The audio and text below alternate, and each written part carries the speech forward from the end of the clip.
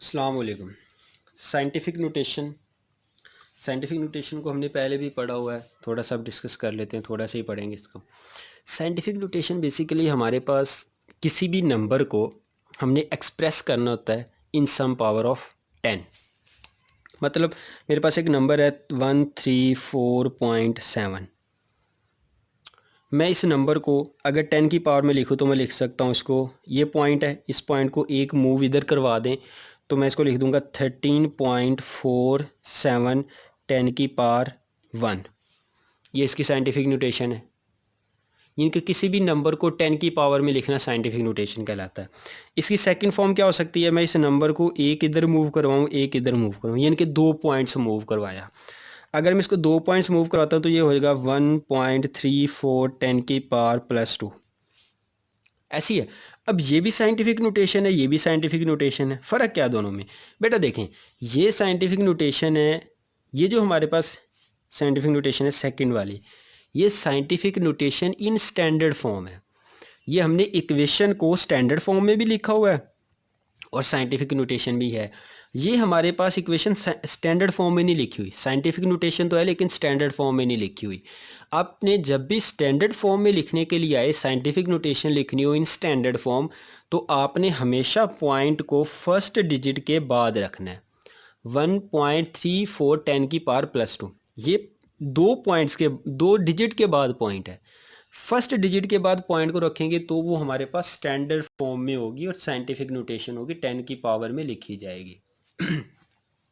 ठीक है जी। उसके बाद हम चलते हैं अपने मेन टॉपिक पे, जो कि हमारा है कन्वेक्शन फॉर इंडिकेटिंग यूनिट्स।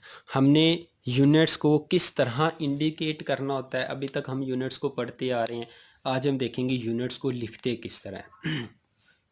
सबसे पहले जो आपकी कन्वेक्शन है वो ये है कि भी आपने जब भी फुल नेम ऑफ साइंटिस्ट लिखना है, फुल नेम ऑफ साइंटिस्ट लिखना है, उसका जो फर्स्ट लेटर होना चाहिए वो स्मॉल लेटर होना चाहिए। जैसे न्यूटन है तो न्यूटन का फर्स्ट लेटर हम स्मॉल लिखेंगे। अगर मैं ऐसे लिखूँ ना तो ये गलत होगा। इंग्लिश से तो थोड़ा सा उलट चल रहे हैं। इंग्लिश में कहते हैं कि भी जब भी किसी बंदे का नाम है तो आपने फर्स्ट लेटर कैपिटल लिखना है, लेकिन साइंस कहती है, फिजिक्स कहती है कि भी जब भी आपने यूनिट, पूरा यूनिट का नेम लिखना है, चाहे वो किसी इंसान का नाम हो, फर्स्ट लेटर हमेशा स्मॉल लिखना है जब भी आपने पूरा यूनिट लिखना है। सेकंड, अगर आप सिर्फ उस यूनिट का सिंबल लिखते हैं, जैसे न्यूटन है, न्यूटन का सिंबल एन है, अगर आप सिर्फ उस यूनिट का सिंबल लिखते हैं तो वो आप कैपिटल लिखेंगे। ठीक है। जब आप नाम लिखेंगे पूरा तो स्मॉल आएगा फर्स्ट लेटर, और अगर आपने सिर्फ सिंबल यूज करना है तो आप उसका कैपिटल लेटर यूज करेंगे सिंबल यूज करते हुए। थर्ड में जी आपके पास जो प्रीफिक्स हम लिखते हैं बिफोर द यूनिट, ये मेरे पास यूनिट है, मैं लिखता हूँ मेरे पास मीटर एक यूनिट है। मीटर से पहले जो मैं प्रीफिक्स लिखता हूँ, सपोज करें इधर मेरे पास प्रीफिक्स, ये मैं वैल्यू लिख देता हूँ 1 × 10 की पावर -3। 10 की पावर -3 किसकी वैल्यू होती है? मिली की वैल्यू होती है। अब जब मैंने इस यूनिट के साथ, ये तो मीटर मेरे पास यूनिट है, ये यूनिट है। अब जब मैंने इस यूनिट के साथ प्रीफिक्स की वैल्यू लिखनी है ना, तो इसको बिल्कुल इसके साथ करके लिखना है, स्पेस नहीं देनी इनकी, थोड़ी सी हमारे पास ऐसे इसको लिखना 1 मिलीमीटर। ये आपके पास यूनिट और ये आपके पास प्रीफिक्स। तो जब भी आपने प्रीफिक्स और यूनिट को इकट्ठा लिखना है तो विदाउट एनी स्पेस लिखना है। थर्ड हो गया। फोर्थ क्या जी? फोर्थ पॉइंट है आपके पास, जब भी आपने दो यूनिट्स को मल्टीप्लाई करके लिखना है तो किस तरह लिखना है। यानी कि मैं अगर लिखता हूँ न्यूटन मीटर, ये दो मेरे पास यूनिट है, न्यूटन भी यूनिट है, मीटर भी यूनिट है। जब भी मैंने दो यूनिट्स को लिखना है in terms of symbol, symbols की शक्ल में जब भी मैंने दो यूनिट्स को लिखना है तो किस तरह लिखना है? विदाउट स्पेस लिखना है, विद स्पेस लिखना है। तो जब भी हमने दो यूनिट्स को लिखना है तो विद स्पेस लिखना है। न्यूटन और मीटर दोनों यूनिट्स के दरमियान कुछ ना कुछ स्पेस होनी चाहिए, खाली जगह होनी चाहिए। ऊपर वाला क्या था, यूनिट के साथ प्रीफिक्स हो तो मल्टीप्लाई करके लिखना है। अगर दोनों यूनिट हो ना आपके पास, देखें ये भी यूनिट है और ये भी यूनिट है, अगर दोनों यूनिट है आपके पास तो आपने सर्टेन स्पेस दे के लिखना है।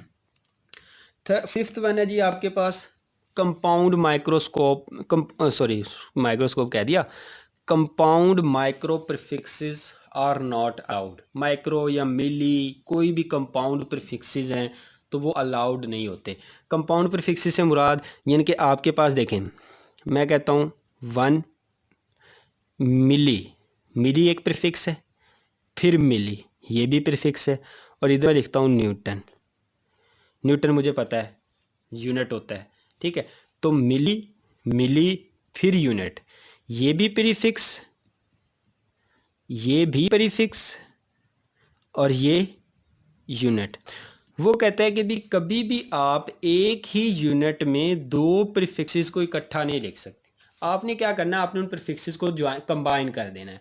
मतलब किस तरह, इसकी वैल्यू देखें, मिली की कितनी होती है 10 की पावर -3, इसकी वैल्यू भी 10 की पावर -3, और न्यूटन ऐसे ही आएगा। बेसिस सेम, पावर्स ऐड हो जाएंगी, -3 -6 हो जाएगा, 1 मल्टीप्लाई बाय -6 न्यूटन। अब -6 की किस प्रीफिक्स की वैल्यू है, माइक्रो की, तो आप लिखेंगे 1 माइक्रो। अब बताएं न्यूटन को इसके साथ मल्टीप्लाई करके लिखूं, स्पेस दे के लिखूं? मल्टीप्लाई करके लिखेंगे। थर्ड रूल में हमने पढ़ा था कि भी जब भी आपने यूनिट के साथ प्रीफिक्स को लिखना है तो बिल्कुल साथ करके लिखना विदाउट एनी स्पेस। तो ये यूनिट, ये प्रीफिक्स। अब कभी भी कंपाउंड प्रीफिक्सेस अलाउड नहीं होते। आपने एक ही यूनिट में, एक ही जगह पे आप दो प्रीफिक्सेस को नहीं लिख सकते। आपने क्या करना, उनको कंबाइन कर देना और उनके लिए एक नया प्रीफिक्स इंट्रोड्यूस करवा देना। 6 वन है जी आपके पास, वो कहता है कोई नंबर लिखा हुआ है 5.4 10 की पावर +4 सेंटीमीटर। तो देखें बेटा जी, ये तो है यूनिट, मीटर यूनिट है और सेंटी क्या है, प्रीफिक्स है। प्रीफिक्स की वैल्यू हमें पता होती है, तो आपने क्या करना है, आपने इसको सॉल्व कर देना, प्रीफिक्स की वैल्यू लगा के इसको सॉल्व कर देना। किस तरह जी, 5.4 10 की पावर 4 सेंटी प्रीफिक्स है, सेंटी की वैल्यू होती है 10 की power -2 metre, 5.4 basis same, powers add हो जाएंगी, ये +2 मीटर आ जाएगा। तो आपने इसको सॉल्व कर देना जब भी आपके पास है। 7th last one and most important point, बहुत बच्चे गलती करते हैं इस पॉइंट को लेके। बच्चे ये वैसे तो ये पॉइंट 9th क्लास से स्टार्ट होना चाहिए था, लेकिन इन्होंने रखा फर्स्ट ईयर में हुआ है, बहुत बड़ी गलती की है। हम इधर से देख लेते हैं।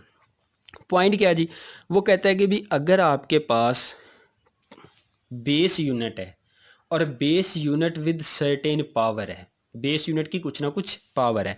मीटर बेस यूनिट है, अगर मैं मीटर की पावर लिखूं स्क्वायर, मीटर की पावर 2, तो मीटर स्क्वायर किसका यूनिट होता है, एरिया का।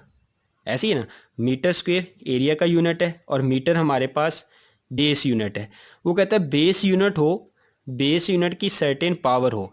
मैं कहता हूँ मैं इस एरिया को मेजर करता हूँ इन 1 किलोमीटर। मैंने एक चीज़ है उसका एरिया मेजर किया, वो मेरे पास आया 1 किलोमीटर स्क्वायर।